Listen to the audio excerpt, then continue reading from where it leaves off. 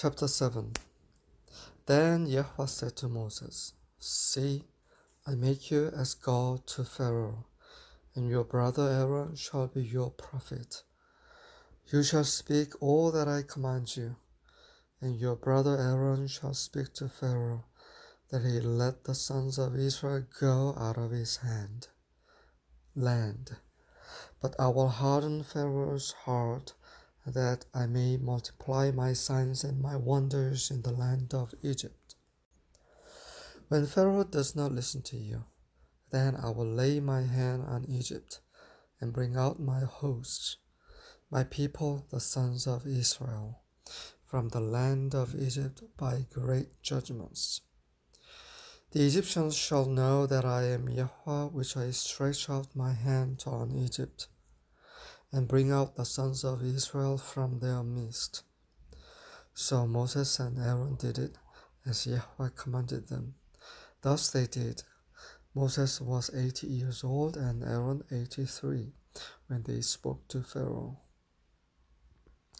Now Yahweh spoke to Moses and Aaron, saying, When Pharaoh speaks to you, saying, Work a miracle, then you shall say to Aaron, Take your staff and throw it down before Pharaoh, that it may become a serpent. So Moses and Aaron came to Pharaoh, and thus they did just as Yahweh had commanded. And Aaron threw his staff down before Pharaoh and his servants, and it became a serpent.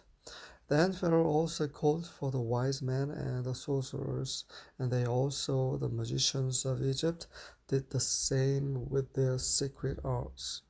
For each one threw down his staff, and they turned into serpents.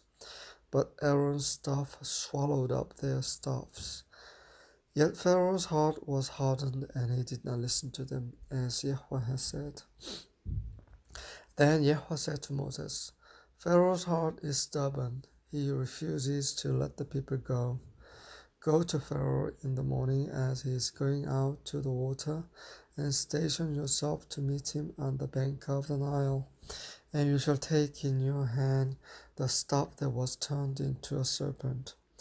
You shall say to him, Yahweh, the God of the Hebrews, sent me to you, saying, Let my people go, that they may serve me in the wilderness. But behold, you have not listened until now.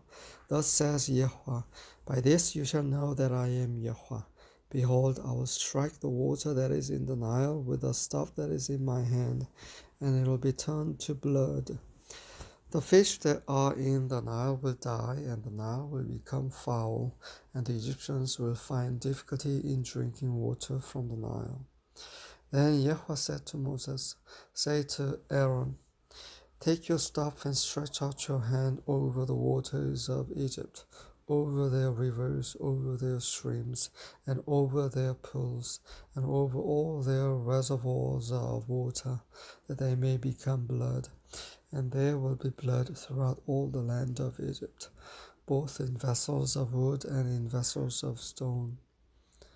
So Moses and Aaron did even as Yahweh had commanded.